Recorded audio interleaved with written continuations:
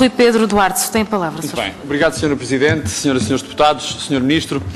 Chegados finalmente, estamos convencidos que também para si, ao início do seu último ano de mandato, Sr. Ministro, não é possível nesta audição fugir àquilo que o Presidente do CRUP classifica como quadro de grande indefinição ou àquilo que motiva o Reitor da Universidade do Porto a dizer o sistema precisa de uma volta. Isto é, a arte de o Sr. Ministro tudo assumir e nada cumprir, como, por exemplo, o regime fundacional das universidades. Dizia Nuno Crato, em 2012, que iria criar um regime de autonomia reforçada. Mandou dizer Nuno Crato, em 2015, que, afinal, já não vai acabar com o regime fundacional. E isto para não falar nos restantes aspectos a rever no RGES, que também estão, ao que parece, em suspenso. Mas, ou há a arte, Sr. Ministro, também, que não é exclusiva do seu Ministério, é certo, de chamar reformas às ideias vagas, neste caso sobre o ensino superior, neste caso sobre a reestruturação da rede de instituições de ensino superior. E, neste aspecto em particular, Sr. Ministro, há, aliás, um grande cúmulo da inoperância que o seu Ministério revela. Porque as universidades, e veja-se o exemplo da Universidade do Norte, começaram, e não é criticável a sua proatividade, pelo contrário, é louvável, começaram a fazer todo o processo de consórcio, mas o Ministério, que assumiu a responsabilidade de, em setembro de 2014, de apresentar um regulamento para os consórcios, ainda nada disse sobre isso, nem há sequer um único aspecto ou ideia que se conheça desse regulamento sobre os consórcios. E, portanto, é, no mínimo, o cúmulo da inoperância. Sr. Ministro, eu quero fazer 3 ou 4 questões em concreto que agradecia que me respondesse. Quanto ao creche da plataforma da DGES, o meu camarada Cássio Pinto já aqui disse, é verdade, o cibercentralismo do seu Ministério dá origem muitas das vezes a creches constantes e vários. Mas a verdade é que ainda há, neste momento, segundo é noticiado, um conjunto de 7.500 alunos cujos processos não têm decisão e, portanto, o gabinete do Sr. Ministro assume que não se perde nenhuma informação, que não se perde nenhum histórico, nenhuma candidatura.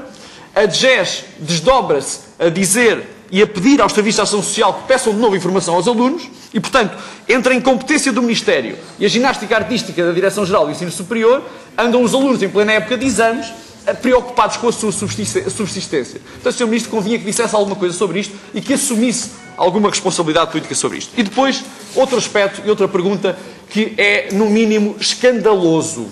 O relatório do abandono do ensino superior. Sr. Ministro, de uma vez por todas, é preciso que cumpra e que dê cumprimento à resolução da Assembleia da República e que faça chegar, numa reflexão séria, aquilo que são os dados do abandono do ensino superior. Terceiro lugar e terceira questão.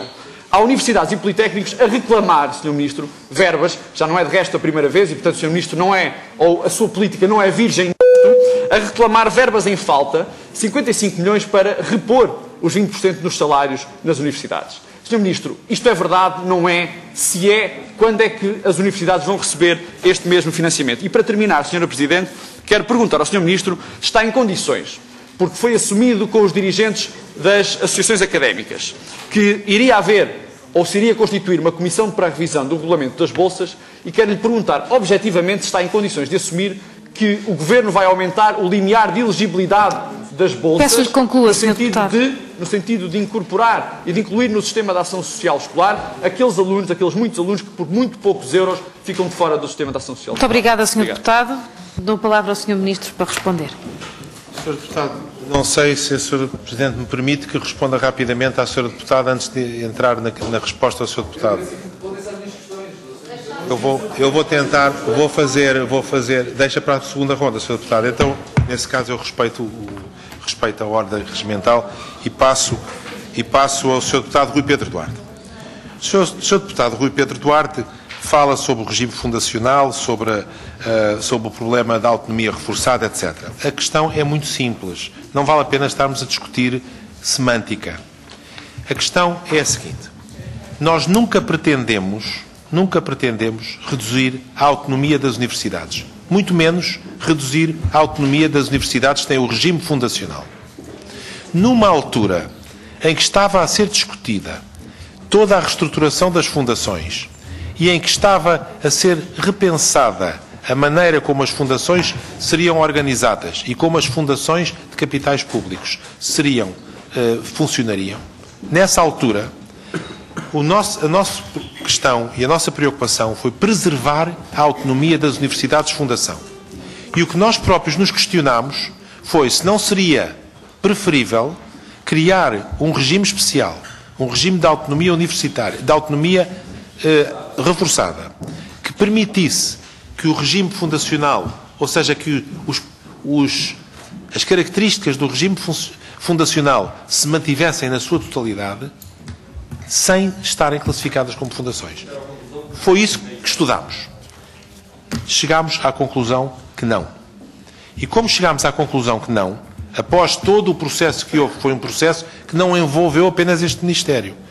Envolveu vários ministérios, envolveu a Assembleia da República. Toda esta discussão foi uma discussão muito alargada sobre o problema dos fundos públicos e do que são fundações públicas. Após esta discussão, chegámos à conclusão que a melhor maneira de preservar a autonomia das universidades de fundação era manter o seu regime. Mas isto é algo que pode ser aprofundado e pode ser melhorado, como é evidente. O RGES, para rever o regime fundacional dentro do RGES, mantendo-o como fundacional, será necessário que cheguem as avaliações internas das universidades de fundação. É isso que está estabelecido. Ora, essas avaliações das universidades de fundação, essas avaliações não estão ainda feitas. Portanto,